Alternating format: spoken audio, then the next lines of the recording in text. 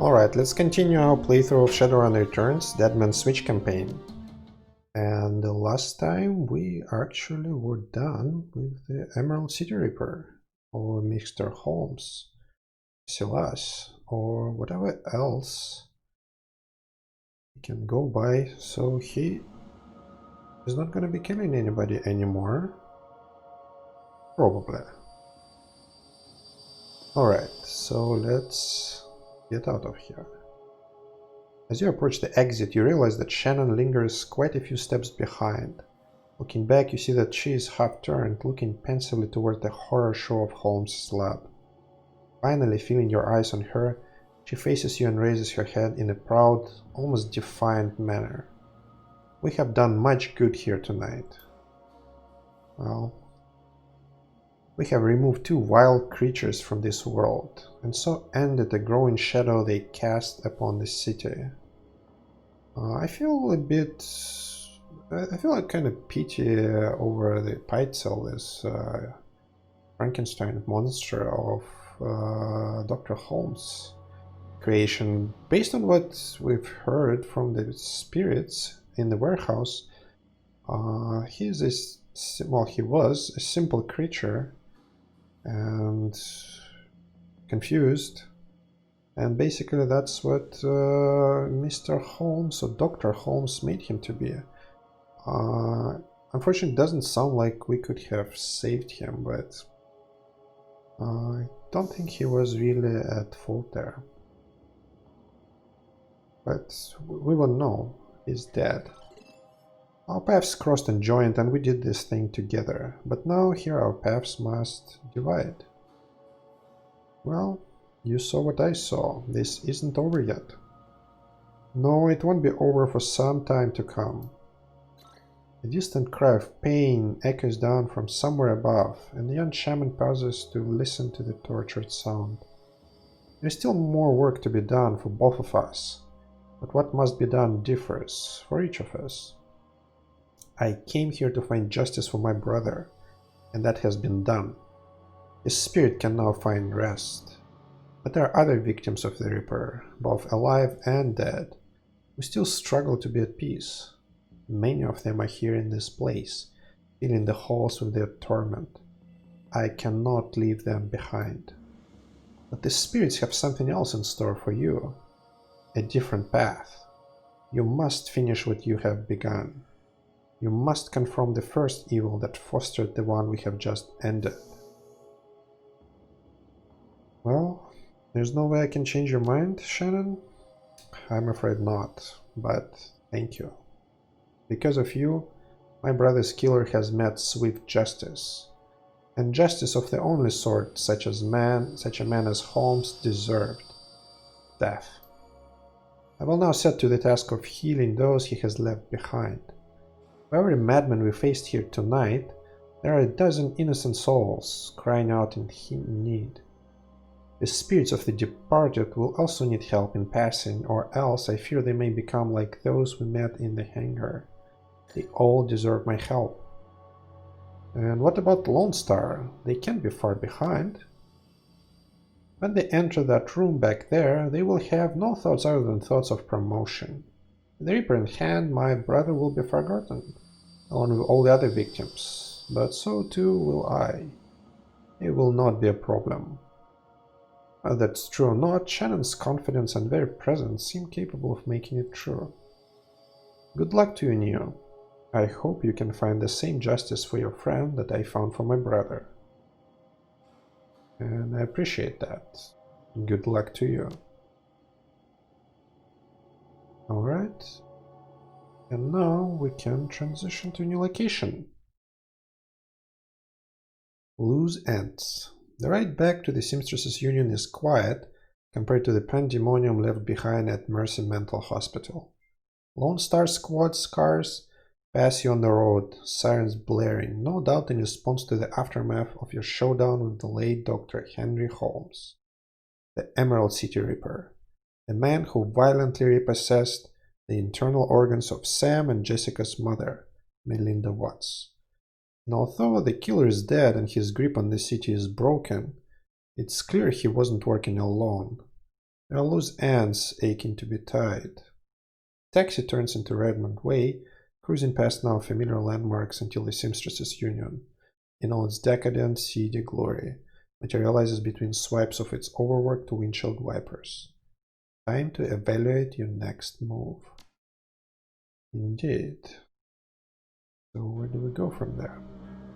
The unit is quiet this afternoon. The salarymen and wage slaves haven't migrated from nearby offices and suburbs to dabble in the exotic yet. Alright. So, Johnny Clean. Johnny Clean is talking with Cherry Bomb and Miss Kubota when you walk up. Oh, just talking about you new. And the Emerald City Ripper. Ironic that you tracked a serial killer to a mental hospital. Yeah, not stereotypical at all. Johnny Clean told us where you were going, Omaya. We have been waiting for you to return. Well, let's use our Shadowrunner etiquette. Yeah, Johnny, you are running your mouth way too much. I thought you knew better than that, Johnny. Well, you're right. I should have kept my mouth shut. I should know better. Just that we have a personal stake in the Ripper murders.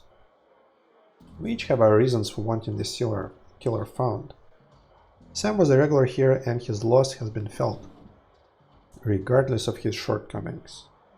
The whole sprawl has been shaken by those killings as well, the randomness of them. No one knows if they will be next, what the killer might take from them. I admit that the killings have hampered business as well. I'm sorry, but it's true. Does not help that Sam's body was found down the street from here. Even my regular customers have been loath to venture out with a killer on the loose. Now tell us, Omae, did you find the person responsible for the Reaper murders?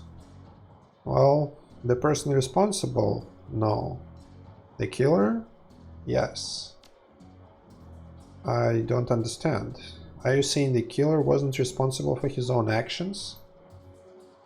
Well, this sounds more complicated than I suspected. Well, it is. The head of the asylum was killing specific people to harvest specific body parts. All of the transplanted organs came from the same donor, Melinda Watts, Sam's mother. Looked like he was putting her back together. The three are silent as the news sinking. So Sam had an organ transplanted from his mother, and then the Reaper killed Sam and all those other people just to reassemble Sam's mother? Yeah, that is pretty grisly, isn't it? I sense a cause and effect in this. Coyote and Jake Armitage just left here to attend Sam's funeral. I am told that there will be a reinterment ceremony for his mother as well. Well, that's where we were heading, I suppose.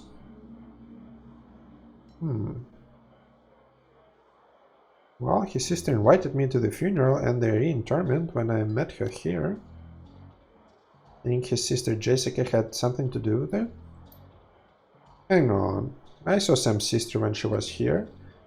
The other day she was as corp as they come, but I can't imagine a lady like that behind a series of murders. There's gotta be something else going on. It's clear that you must go to the funeral and talk with Jessica Watson here. Well, that's where I was headed, Miss Kubota. Of course you were. Thank you for allowing us to catch up. Wait, before you go, there's one thing you did not tell us, Neo. Where is the Emerald City Reaper now? Well, he is decomposing. Hi, that is good. Alright.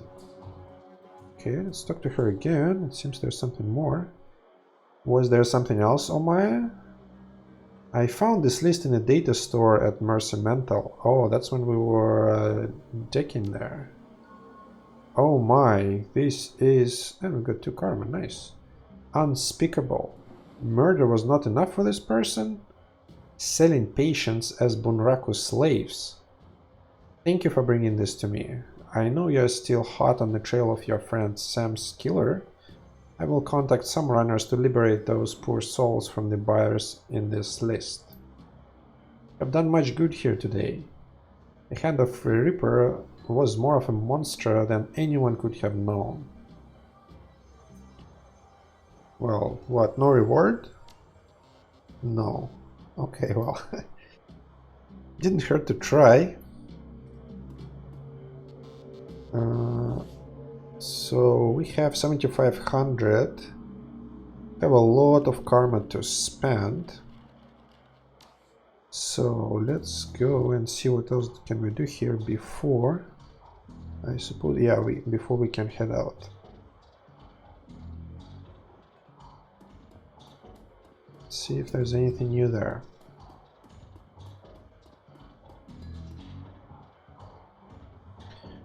Alright, Mr. Kluge, always have something to say. Welcome back, Neo. So, good to be back, Mr. Kluge. What's the latest news? Feel like I should be asking you. Well, got a point. What around here was that you were closing in on the Reaper when you last left. Dare I ask how that went? Well, he won't be a problem anymore. I hope that means what I think it means. And yet your shoulders are no more relaxed, and you still survey the room like a man who has yet to return from war. This isn't over, is it? Not quite. There are a few loose ends to tie up. I was hoping this would soon be all behind us. The Barons has a short memory, but for wounds like such as those, it makes an exception. To see this prolonged, I fear for now it may forever change the landscape. Gansk have already started to take advantage of the chaos left in the Reaper's wake, and that only serves to destabilize what semblance of order there was, paving the way for the megacorps to make land grabs and push poor Sinless further into the fringes, where the dangers are greatest. Sooner or later, even the Union could be threatened. Well, good thing the Union's got you then. Good thing we've got each other. Take care, Neo.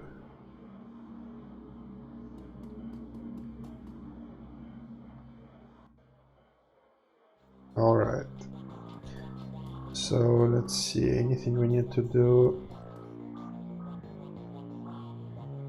here? Okay, we have our weapons, we have our ridiculous outfit, but hey, good stats. I think we picked an extra medkit, which we can actually offload. Let's offload it. Do we need to put anything back? Grenades, medkits? No, I think we're good here. Let's see if they have anything new to sell, or to say at least. Dr. Castle looks to be better rested and in better spirits than the last time you saw her. She also clearly had a shower and a change of clothes, maybe even some sleep. Her eyes are sharp when they turn up from the work to greet you. Welcome back, Neo. Still all in one piece, I see. More's the pity for me, but I'll still take your money. Perhaps a full physical is in order, or we can call it a medical consultation. That's where I roughly determine the odds of your survival based on your professional proclivities. It comes with a lollipop. So what will it be? Okay, we actually have some more dialogue here, a new one. Actually, I'm curious how many patients you've lost over the years. Dr. Castle sets down her work and fixes you with a hard look. The expression normally falls on the axis of varying degrees of indifference depending on her level of tiredness, but now it has shifted over to something decidedly darker. Is this morbid curiosity? Well, a person ought to know the track record of their doctor. I suppose that would be prudent. To give you a hard number is difficult. There are many who I would have considered patients that never made it home.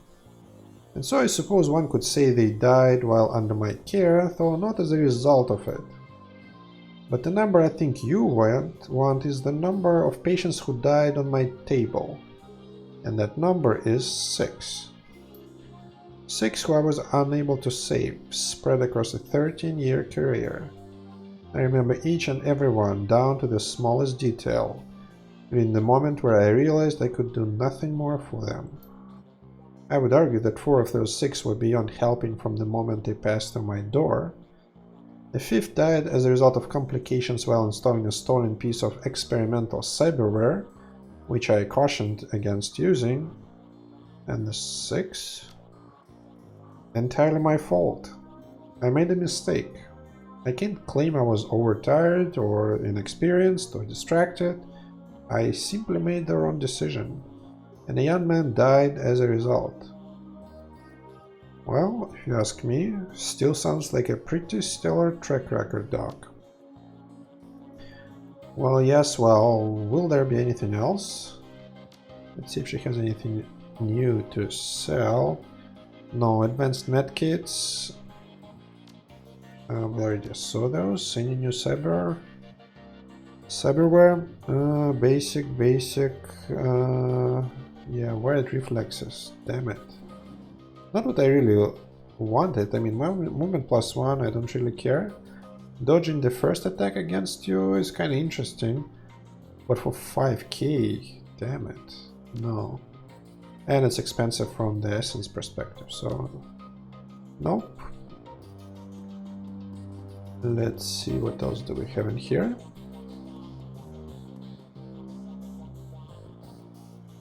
Hey there, what's up?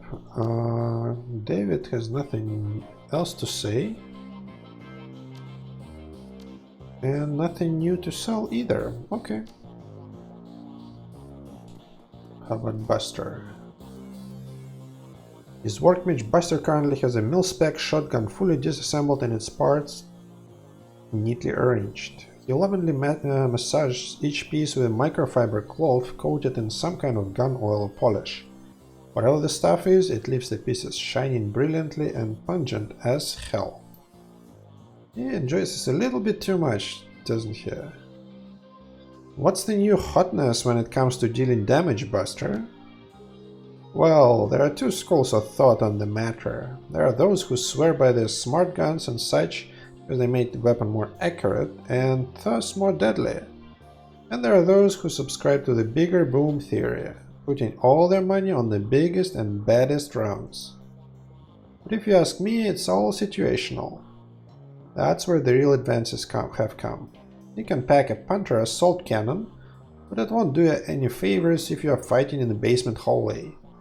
By the same token, a room sweeper might carve up your average pack of gangers up close and personal, but its range is a big limitation. Military life never taught me that. It was dealing to runners like yourself that afforded me this epiphany. You've got to be ready for anything. Well, it would be strange that the military life never taught him that. That sounds fairly straightforward. But on that note, might I interest in some custom mods, or perhaps some specialty grenades? You would, but you don't have... No, you don't have anything new. Yeah. Okay. Anything new from the outfits? Nothing to say and nothing to sell. No. Okay. How about Algernon? Algernon stands stock still, his eyes closed and his face composed in a mask of stern concentration. But then a small snore escapes his nose, instantly shattering the elf's carefully manicured mystique. A clearing of your throat is enough to rouse the talismonger from his meditation. He was sleeping. Nice. Oh, new. I was watching you approach from the astral realm. So good for you to visit again. Surely, astral realm, huh? So, how are things in the astral? Always a curious place, the astral. Though a mirror world to our own, it's ever-changing. I suppose the same can be said of our reality, but things of a transitory nature here on the physical plane can cause long-lasting changes in the astral. The Barrens that we can see and touch records the past with bloodstains on the sidewalk and bullet holes in storefront walls. But the astral goes further, recording the emotions that accompany these acts of violence. These events texture astral space. And just how is the astral textured these days? There's a great deal of fear and distrust. In some places it is strong enough to impact the workings of magic. But enough of my doomsaying. You must have better things to do. Is there any way I can help? I assume nothing new. Nope. Yep, all the same. Okay. Alright, so we are done here. Mr. Delilah, I assume, is here, but we can't hire anybody. Alright.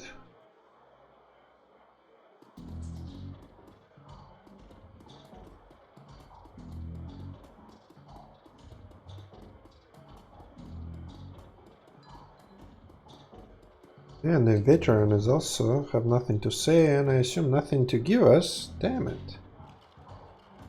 Alright, so I guess it was a short episode, but I'll make a cut here, so we start the next one with the new, well, location, I suppose. So I'll see you then.